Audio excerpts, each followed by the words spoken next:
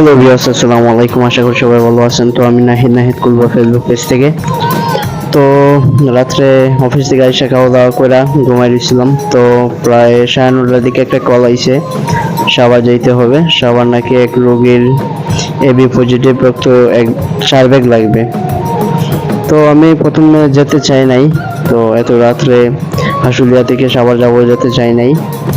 তো অনেক রিকোয়েস্ট করার পর তারপর শুনতে পেলাম যে রোগীর অবস্থা খুবই খারাপ, খুব তাড়াতাড়ি। তো বাসা থেকে বের হলাম, আমার লগে শরীফুল মামা আছে। তো আমরা বাসা থেকে বের হয়ে রাজু মার্কেট চলে আসলাম।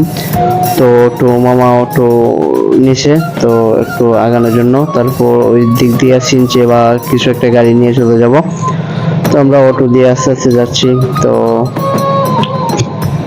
বৃষ্টিও হচ্ছে, রাস্তার মধ্যে বৃষ্টি হচ্ছে। তো ওর মধ্যে আমি আর মামা একলগে যাচ্ছি, শরীফুল মামা।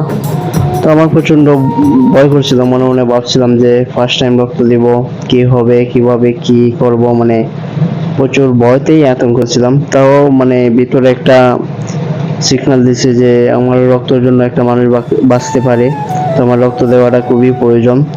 তো আমরা আস্তে আস্তে যাচ্ছি।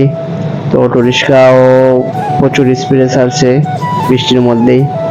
তো ফাইনালি আমরা চারাবাগ চলে আসছি রাজু মার্কেট থেকে। তো মামা গাড়ি ভাড়া দিচ্ছে। তো চারাবাগ থেকে আমরা কিছু একটা গাড়ি নিয়ে চলে যাব। তো আমরা কি গাড়ি বলে এগুলা, হিমা গাড়ি না কি গাড়ি বলে, তো আমি কনফিউজ, জানি না, sure, I have no idea. তো কি গাড়ি এগুলা, মানে ছোট সিনচির মতোই। তো আমরা অবশেষে এটা দিয়ে আমরা সাভার চলে আসছি। তো এনাম মেডিকেলের সামনে চলে আসছি। তো আমরা সম্ভবত ওই পাশে যাইতে হবে। আমরা ফুট ওভার ব্রিজে দিয়ে আমরা ওই পাশে চলে যাব। তো মামা যাতে কল দিল রোগীর গার্জেনরে। তো মামা কথা বলার পর আমরা কি করলাম, ফুট ওভার ব্রিজ দিয়ে হেঁটে হেঁটে এই পাশে চলে গেলাম। তো প্রচন্ড ভয় করছিল ভিতরে যে রক্ত নেবে। বিশেষ করে আমার সুই দোকানিটা আমার প্রচন্ড ভয় করে, কারণ হচ্ছে আমি ছোটবেলা থেকেই ইনজেকশন এগুলা ভয় করে। তো আমি করোনার টিকা পর্যন্ত দেই না, ইনজেকশন ভয় করে দেখা। তো ফাইনালি শরীফুল মামা আমি আস্তে আস্তে হাইটা চলে আসলাম এই পারে। তো মামা চলে আসলো। তো সাভারে আরেকজন বড় ভাইয়ের লগে দেখা হলো। ওই ভাইয়ের লগে দেখা হওয়ার পর ভাইয়াই সব কিছু ওকে ঘুরে দিলেন, মানে ভাইয়ের পরিচিত বলতে যে রোগী ওনার পরিচিত। তো ফাইনালি আমার অনুমতি আসেনি এগুলা জানিয়ে একটা ফর্ম ফিল আপ করা হইতেছে। তো আমাকে জিজ্ঞাসা করা হইতেছে বাড়ি কোথায়, ফোন নাম্বার কি, নাম কি। তারপর ফাইনালি আমি রক্ত দিয়ে দিতেছি, মানে অলরেডি আমার হাতে সুই ঢুকানো হয়ে গেছে। তো রক্ত নেওয়া প্রায় শেষের পর্যায়ে। তো প্রচন্ড ব্যথা পেয়েছি প্রথম সুই ঢুকানোর পর, তারপর আর কিছু ব্যথা পাই নাই।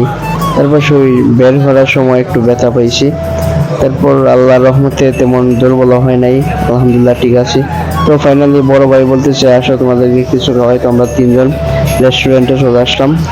তো অনেক হাঁটাহাঁটি করার পর রেস্টুরেন্টটা খোলা পাইছি। বেশি রাত হয়ে যাওয়াতে রেস্টুরেন্টও খোলা পাই নাই। তো ফাইনালি রক্ত দিয়ে হাসুলিয়া চলে আসলাম। তো ভিউয়ার্স, সবাই ভালো থাকবেন আর আমার জন্য দোয়া করবেন, আপনাদের জন্য দোয়া রইল, আর রোগীদের জন্য দোয়া করবেন। তো সবাই ভালো থাকেন ভিউয়ার্স। আর যারা নাহিদ কুলবা ফেসবুক পেজটি ফলো করেন অবশ্যই ফলো করে দেবেন, আর ভিডিওটি ভালো লাগলে অবশ্যই লাইক কমেন্ট করবেন। তো আল্লাহ হাফেজ।